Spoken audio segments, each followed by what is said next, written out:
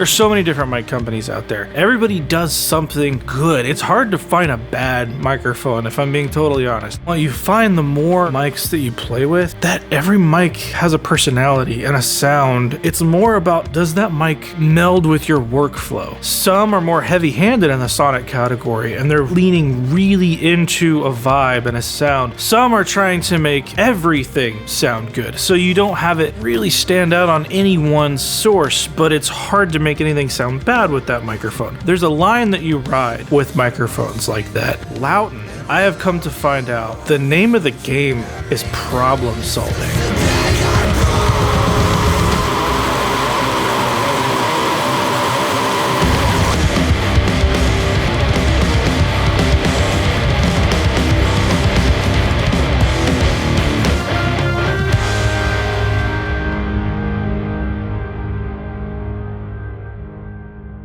Having the chance to put a ton of Lauten mics of different types all over a session, you really see the entire picture of what Lauten is trying to achieve. By the way, the band for this video is Josh Powell. All the tracks will be available to anybody on my Patreon. Go check it out there if you want to afterwards.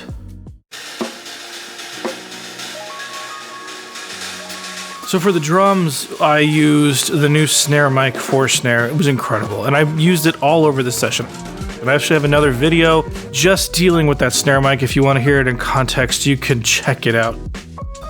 The snare was the snare mic. Bottom snare, I used the 120. Another 120 was used for the hi-hat, and those things are just flexible. You put the pads on those microphones, and they just sound great. They're like little spot mics that you could just put about anywhere, and they're dirt cheap. On the kick, I used the LS-208 on the inside, which is now one of my favorite kick mics. I wasn't exactly sure how that was going to work, but form factor wise, it just seemed to make sense on a kick. And I had two of them for this session. The other was being used for scratch vocals, which you'll see later. And the Clarion was on kick out, and that thing is just huge. Those two mics together was just a rock kick drum dream. Studio's best friend. You pop that right in the middle of your snare. What I'm doing here is measuring the distance from the snare to each individual overhead, trying to get it as close as I can and still getting a generally good picture of the kit. That just makes sure that my overheads are in phase with the snare. It saves me some steps later on down the line. And I do this for literally every session that I'm recording drums on, regardless of the microphones that are being used. And the whole time I'm doing this, you can hear the band in the background because we were recording live. We went back and overdubbed each individual piece so I could move the microphones because, yeah, I'm using all of these Lauten mics for one session. So I'm scooting things around and making things work, but getting that general vibe of having a full band in the room was super important for this. Overheads, we went with the 220s, and they are really cheap microphones as far as overheads goes, but they were really clear and very easy to find a sweet spot with those microphones. There you go. Aux perk. When we were doing the aux perk for this, all the drum mics were live. In this situation, I'm not exactly sure what I'm going to need this for later or what all mics I want to use, but it ended up being that snare mic on that keg was the way to go. Not every day you get to mic a keg. This is highly scientific stuff we're doing here. So if you're ever trying to mic a keg, snare mic. That's how I measure a drummer's abilities, if they can keg stand on the keg that's on their snare stand. If you can snare keg stand.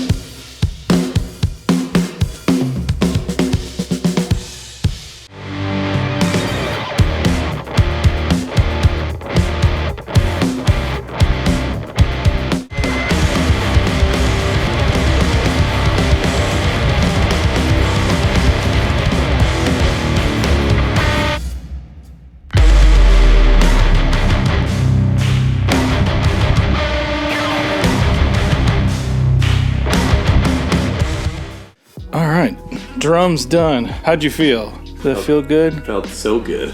I'm surprised, the toms, how close and tight everything is. Like, these stood up.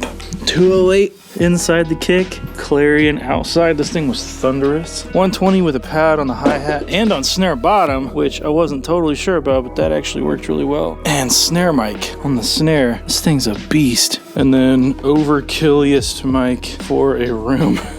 The Eden, I wanted something dark, so I set it to G, which kind of feels like a old beat up U47, and it did the thing. Also for scratch vocal, another 208 in the room, handling bleed like a champ. There we go.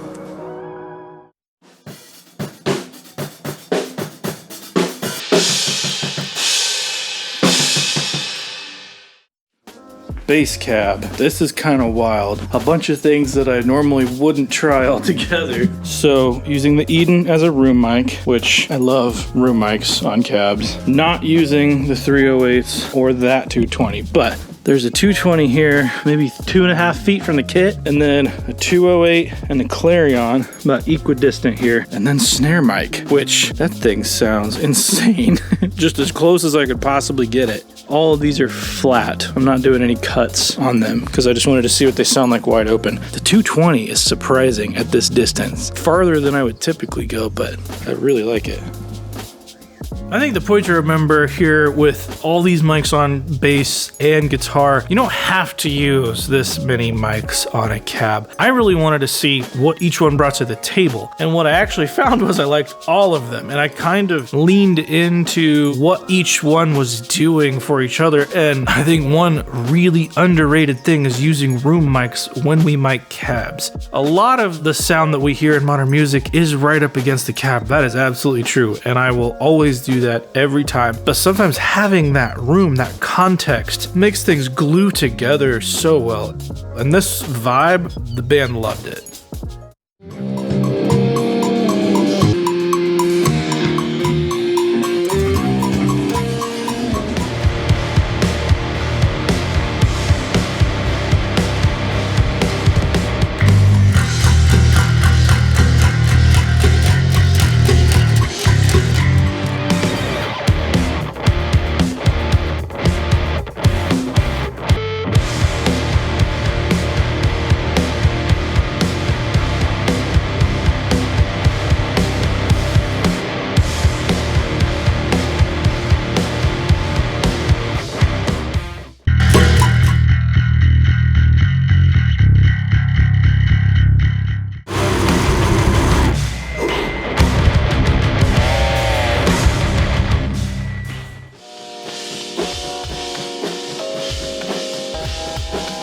This is to highlight the point that these things were done in stages. Had the band record all together. He did a pass with just his guitar to get that performance as tight as possible. Then went back and did just a scratch vocal with the band again so that the band could riff on what was happening there. All those things were eventually replaced one by one as we moved mics around. But that 208 in the room was actually useful, and the board bounce that I was flying around to these guys before we did the final vocal was actually really good, and I could have used it. And that was with a drummer in the room with the vocalist. That 208 does such a good job of rejecting anything that's not right in front of it. And it sounds great. So, on guitar cabs, this sounded nuts. So, having a room of the Eden, once again, the most overkill room you'll ever find.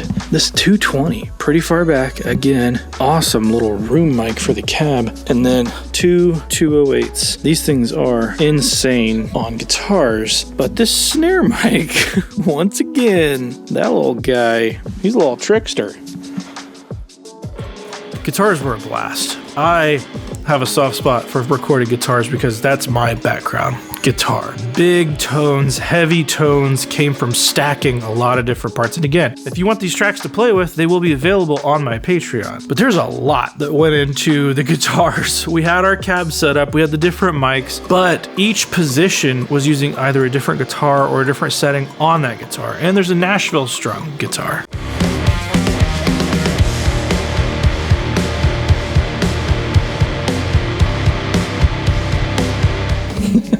Is that the weirdest feeling ever? Like playing banjo strings on a guitar? That Nashville strung guitar is like an octave above everything, and it just fills everything out. Hopefully it's not something in the final mix that you're gonna perceive and hear, but what it's adding to those guitars is just such a thick wall of sonicness.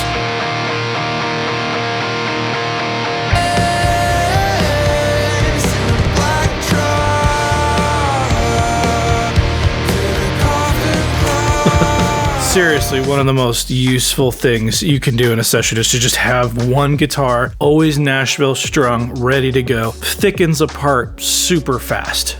And then miking that guitar cab with two 208s really close, I love that. And the fried egg audio cab is one of my favorite cabs that I've ever used. In this context, it was absolutely perfect. Magical cab sound from that thing. Louis, I know you watch the videos. Please comment down below where people can buy these cabs. I'm not affiliated with Louis. Louis at Fried Egg Audio Cabs. If you need a guitar cab, good lord, they're so good. This is how we know.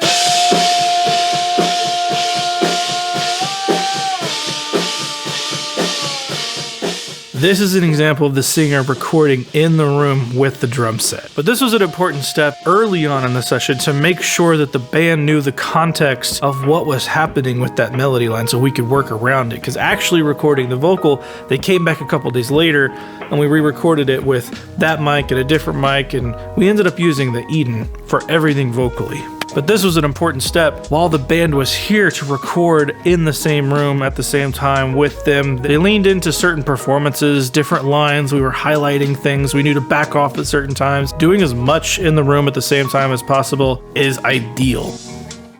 This is how we grow.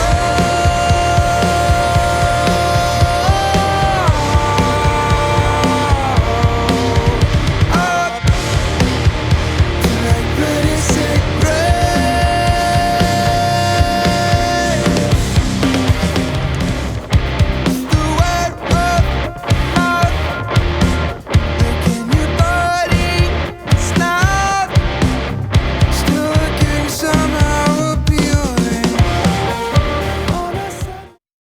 In this instance, Josh wanted to do a passive guitar and a passive vocals while the band was still working out their performances on this. But having those two consistencies that we could then work from made the song come together in a much more cohesive way. The Eden, there's gonna be a video coming of just the Eden because it is such a powerful tool. The thing with Lauten is they're making creative tools and making things so effective in the studio. The Eden is a huge example of that. There are 3 circuits in that microphone. You're not just changing the sound, you're actually changing the circuit path within that microphone. It was super fast to pick a sound that worked with Josh's voice in each context, and we used a different circuit for the singing and the pretty melodic stuff, and then the screaming that he did. The singing stuff, we used the forward, kind of like a C800-ish type of sound. For the screams, I actually darkened it a little bit because those screams are so abrasive, and he has a very bright scream, which is really, really helpful. But I was able to darken the sound of the mic itself and just get it to sit in the mix so much easier. So not switching a mic for the cleans and the screams, it was awesome. So that's another session down using only one brand of microphone. Totally normal thing to do. Because this is how studios work. The weird thing for me, it didn't feel like we were only using one brand. Did you guys notice anything? Like, what did it feel like? Well, I mean, on bass, when you have a bunch of mics on the cab, it feels nice. Yeah, I'm gonna have to get into the habit of doing that. I never did it either. I was always running DI 99.9% of the time, so. How many mics did you have on the cab? 5? How many you ended up putting on it? There were the 208, the Clarion, the Snare Mic, and the Eden was pretty far back. So 4? wild. No, the 220, so 5. Yeah, 5. which is crazy. That's like unheard of. Well, for drums, that felt easy. I mean, there's a chance that they've already kind of thought through the way they want those different frequencies to be interacting together. So hopefully if you have those from the same company and you slap those together, they're gonna automatically start giving you a sound that you like. I get what you're saying, yeah. Jeremy, how did you go in planning on putting what mics where?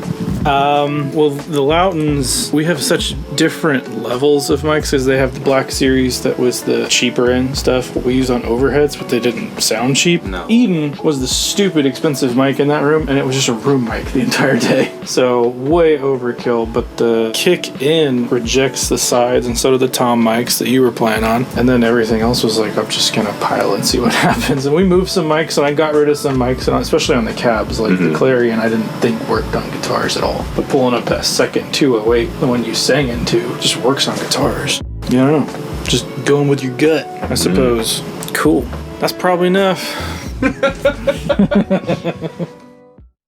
I think this is super fun. Again, if you want the tracks, they'll be available on the Patreon. Go check that out. Go check out the band, Josh Powell. This song will be released pretty soon. I'm not sure exactly when the video is coming out, but I think we're shooting for like a Halloween release date for that song. So go give them some love for sure. I think doing this with one brand was super fun. I got to learn so much about these microphones that I don't think I would have learned incorporating them into a normal session, if I could even call it that. I was forced to kind of find the strengths of these microphones. This is not a normal session. This is not something I think you should go out and do. That said, we had a great session. The band loved the result. They loved the sound. I'm gonna have a hard time if they come back and record another song to not do exactly what we did here because they loved the tones. And you see in the video, the band's having fun. That in and of itself is huge. Whether you're using all one brand or not, or whatever you're using, you have to approach the session in a way, being able to move quick enough and be familiar enough with your gear that the band can have fun and be in a good mood. If they like the sounds they're hearing while they're tracking, that is a huge plus and an uphill battle that you don't have to fight. If you get these tracks and play with them, you'll notice the tones are great right off the bat. It was just easy to fit things together in that way, which made for a much happier band, which then gave much better performances, which made for a much better song. You see how these things are all intertwined. If you guys like videos like this, I have plans to do this with some other brands. I think this is fun. I like these weird experiments, finding out what each company's sound is or what their thing is. If I think about some other companies like a Soyuz, like an AEA, there's a sound there that's kind of across the entire brand. Lauten is just the sound of rock to me. But more than that, it's a lot of things that solve a lot of problems. And then the mic just kind of gets out of the way, which I wholly appreciate in the studio. So this was a super interesting one to do, and I had a blast. And if you guys want to play with the tracks, go to the Patreon, check them out there. Check out Josh Powell. Check out Lauten Audio. I'll put links down in the description for everything that we used. If you want to check that stuff out, it supports the channel. It's an affiliate link. Thank you, Lauten, for sending some mics for us to try this with. This was a blast. If you guys want to see more like this, please let me know. If you have brands that you want us to do, please let me know. I'm Resident Loser Jeremy, and I'll see you in the next one.